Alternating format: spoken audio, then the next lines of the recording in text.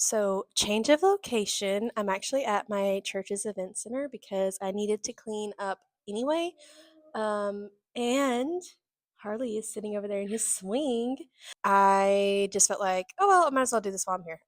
Anyway, so today it looks like we're skipping 38, but we're not necessarily skipping it. This one is just shorter, 39. Also, you might hear Harley in the background. 39 is just a little bit shorter, so I feel like because 38 is 22, and I'm kind of on a time crunch because if Harley starts getting very angry and sleepy, then I have to quit. So I'm thinking I can potentially get through 39, I hope. If not, I'll get through most of it. This one is longer, so I'm like, I'll I'll leave that one for another day. 39, and I don't know if you remember, if you watched the last one, I keep my notes over here because when I used to do it without notes, it would be very disorganized, and I think that my brain is very chaotic sometimes, and so I have to make sure I stay on track. So I'm going to do what I did last time and just start reading. So it says, I said, I will guard my ways that I might not sin with my tongue. I will guard my mouth with a muzzle. So long as the wicked are in my presence, I was mute and silent. I held my peace to no avail, and my distress grew worse. My heart became hot within me. As I mused, the fire burned. Then I spoke with my tongue. So from that, he begins the psalm by recounting a prayer that he had prayed.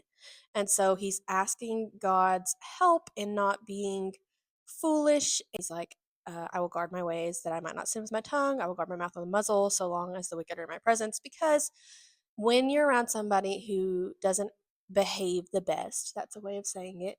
If someone doesn't behave the best, they sometimes can influence you to also behave that way. If you're around somebody who likes to gossip, you might end up gossiping yourself because, people are influential. Even if we don't think they are, they're still influencing us. So he was saying, please help me. I'm going to guard my ways. I'm going to guard my mouth as long as the wicked are in my presence so I don't be provoked into behaving the same way that they behave. Because sometimes this is the problem. Sometimes it's easier to just not say anything at all because it's really hard to speak wisely whenever someone is provoking you or they are intentionally trying to get you to say something. Or maybe they're not even trying intentionally, but their influence makes it really hard. So sometimes we just have to not speak at all. Kind of like if you can't say anything nice, don't say anything at all. If you can't say anything wise, don't say anything at all. Because if it's not wise, you probably should not come out of our mouths. To write that down, that's a lot of words that I just said. Basically, I think I might just write down that line that I just said. I feel like that's helpful. Also, if you're not aware, this is the Bible that I am going to eventually give to Harley when he has reached some age that I have not decided yet. So I'm going to write, if you have nothing, that's him in the background, nothing wise to say, he's being a little loud, don't say anything at all, because the opposite of wise is unwise or foolish, whatever word you want to put in there. Um, and I don't want to say anything foolish. Also, I should probably highlight that I was mute and silent. And this goes into what I was saying. I was mute and silent. There you go. Okay. There is a Spurgeon quote. If you want to write it down, I thought it was pretty helpful, but it says, perhaps he feared that if he began to talk at all, he would be sure to speak amiss, and therefore he totally abstained. It was an easy, safe, effective way of avoiding sin if it did not involve a neglect of duty which he owed God to speak well of his name. Kind of like what I just said, sometimes it's wisest to just not say anything instead of saying something that might end up being foolish. So the next part says, where's it at? My heart became hot within me as I mused. The fire burned, then I spoke with my tongue. So he was facing that pressure that we all face of like, we feel strongly, we want to say something because a lot of times we'll either want to defend ourselves, to defend someone else, whatever's going on. I don't know about you, but I feel like a lot of times we kind of overlook mental health related things in the Bible. I am also a therapist. If you did not know, I work in a school system. I'm looking for. I'll choose this pink. My heart became hot within me as I mused. The fire burned. What does that make you think of? I'll give you a hint. It's an emotion. Anger. Yes, anger. This means that he was angry. And I will reiterate again. Sometimes you're so silly. Sometimes the best thing to do when angry is to stay silent. Okay. Emotions are very powerful. They influence our behavior, they influence our thoughts. Being angry isn't necessarily a sin because the Bible says to be angry and sin not. However, anger does sometimes very easily lead us to sinning. So we have to make sure that that anger we have is in check because all emotions serve a purpose. Anger a lot of times helps us realize, something has been wronged, somebody is being mistreated, somebody's being treated unfairly, I'm being mistreated, someone violated my boundaries that are very important to my safety. So anger serves a purpose and it is created for a reason because God gave us emotions to serve us, not for us to serve our emotions. So he's clearly angry, but he does a thing that we all do sometimes, and he speaks even after he told himself, like, I'm not going to say anything, I'm not going to say anything. He ends up speaking. So now we're going to see exactly what he says and if it's helpful or if it's unhelpful. I think what I'm going to do, I might pause this for a second and write out basically everything that I just said. So, or I'll let it play. It depends on how long this is. I don't want it to be too long. So, our emotions are meant to serve us, not us serve our emotions. That's what I said. Okay, so our emotions are meant to serve us, not serve our emotions. Anger isn't inherently, inherently, is that how you say that? Inherently? Inherent? Or whatever. A sin. Anger isn't inherently a sin, but what we do with it can be. Make sure you keep. Oop, I almost put a C for keep. Keep your anger in check.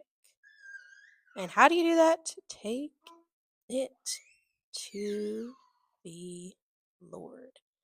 And this is a little note for Harley when he's older, so he can remember, don't act out in your anger because a lot of times it ends up not being very helpful. The next one, you probably hear him in the background. He is very excited right now. Next part says, O Lord, make me to know my end and what is the measure of my days. Let me know how fleeting I am. Behold, you have made my days a few handbreadths, and my lifetime is a nothing before you. Surely all mankind stands as a mere breath.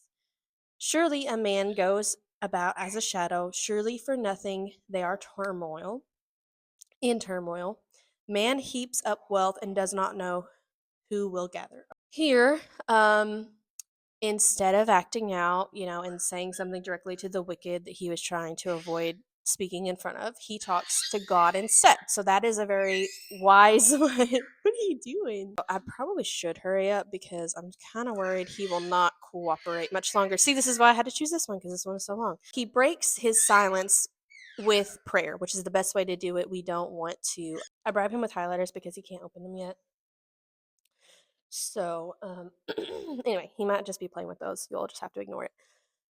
Basically, what I was saying was he broke his silence in the best way possible by going into prayer instead of directly trying to talk to the wicked and call them out or be aggressive or whatever he might be doing or he might think about doing.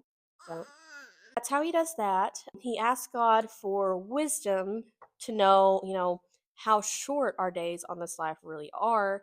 Um, because sometimes when we remember like how little time we have, It helps us realize how we have a limited amount of decisions to make, and we need to make as many good ones as we can. This is where there's a Spurgeon quote because obviously I love him. I like how he writes and how he speaks because I feel like I relate. It says, "Life is very short, but a great deal may be done. Our Lord Jesus Christ in 3 years saved the world.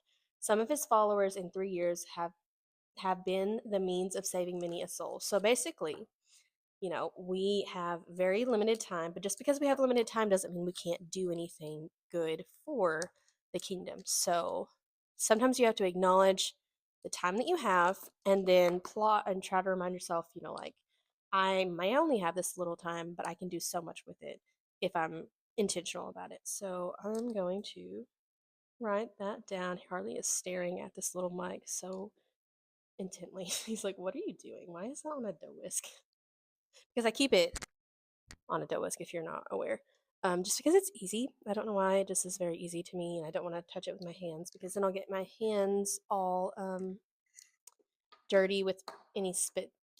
Anyway, I'm going to write. I thought I had a green marker or a pen. I do have a green pen. What I'm going to write is I'm just going to actually just write out that first line of the quote, actually, because I feel like it sums up everything I was wanting to say anyway. Life is very short, but a great, that R did not look well, great deal may be done. Also, if you ever wonder why I just write beside it and don't write here, a lot of times I try to leave it for like really big ideas because I have a limited amount of time in this Bible before it's like completely covered. So I'm trying to use it the smartest way that I can. So if I can write here and then also be able to write here instead of just writing here and then trying to, I don't know. To me, it makes sense. To you, it might not make sense, and that is completely okay. It says, "And now, O Lord," which I circle, "for what do I wait? My hope is in you." Okay, so pausing here before I forget, I like to highlight specific things that are repeated over and over again. I think hope is the one that has been repeated, not necessarily just within this, but like within the past couple of Psalms as well. So my hope is in you. Deliver me from all my transgressions. Do not make me the scorn of the fool. I am mute. I do not open my mouth. Remember, we're highlighting things that has been repeated. That is something he said earlier. So we'll just keep it so that we can be like, okay, those two kind of go together. For it is you who I have done it.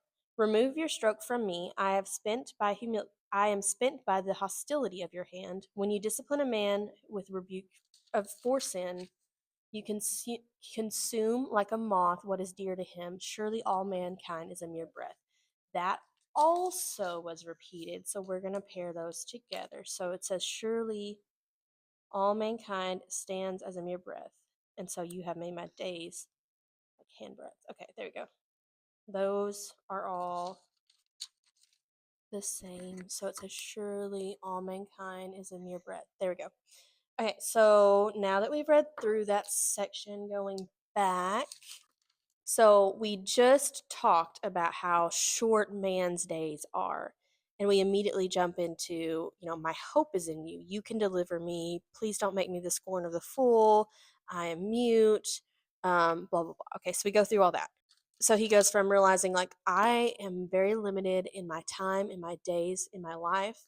And so my hope now is in you because I can't do this on my own. I can't make this on my own. I need you to get through those short few days that I have.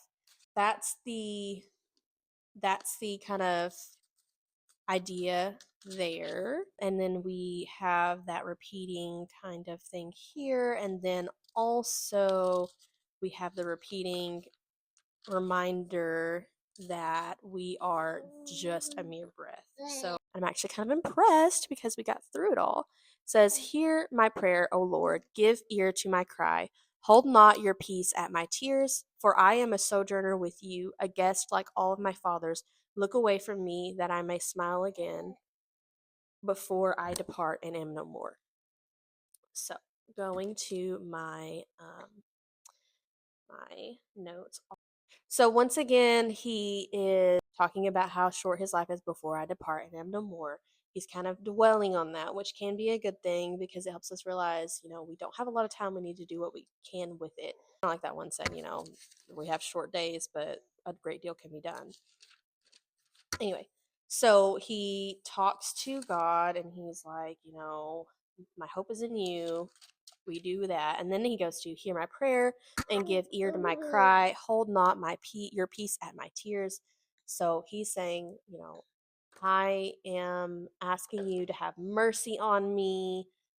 He feels kind of separated from God a little bit, which is fair to say to him. If you feel like you are, you need to express that because God is not scared of your emotions and he can handle anything you throw at him. Clearly, the Psalms is a good example of that. So he tells him, please don't be silent at my tears. I feel like a stranger to you, a guest. So a good lesson from this is that you can be brutally honest with God because he cares about you and he loves you and he wants you to share those thoughts with him. Because thing is if you never share the thoughts that you're having with God, you can't process them with him because you're denying that they exist. So in order to process something with God, you have to be honest about what's going on. So for me, I am going to write and I think that after reading this, I feel like that's the most important thing that I would like for Harley to remember. I'm going to write out, I'll use this color. We're going to highlight. Hear my prayer, O Lord, and give ear to my cry. Hold not your peace at my tears, for I am a children with you, I guess like my father's. Okay, so what I'm going to do is I'm going to say, be honest with God at the top. Okay?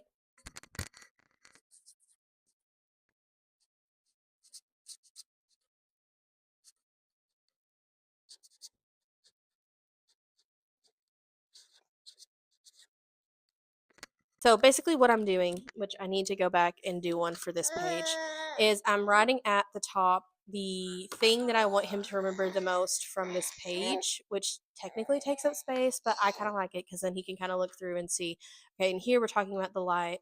In his light, we see the light. Here we're talking about how, you need to let your soul rejoice. Here we're talking about God being your hiding place. This is where the Lord's near. See that the Lord is good.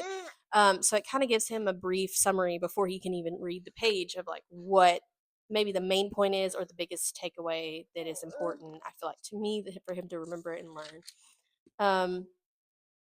So I have that. I'm gonna go back and highlight everything to match everything, and then we are done. Okay, so that is the summary of everything that we read today. I will make another one shortly, but until then, I'll see you next time. The fire. Sorry. Oh, is this the right one? No, it's not. I almost did the wrong highlighter. Oh goodness. Do you get? Ooh, cannot speak today. I'm so sorry. That is. I just realized that's a noise that may be in the background because if I move, this candle shakes. Also, very sorry. Sorry, my fire. My fire. Harley. Yeah, he's a good baby. He's such a good baby. And I'm just going to move this candle. I'm going to really quickly put his blanket back on him because he has kicked it out. He's your little toy. There you go. I can't say that word. And that, what, oof. Oh, yeah. He's a good baby. Yeah. Okay. I think he's going to throw his toy on the ground on accident. You silly. I cannot speak today.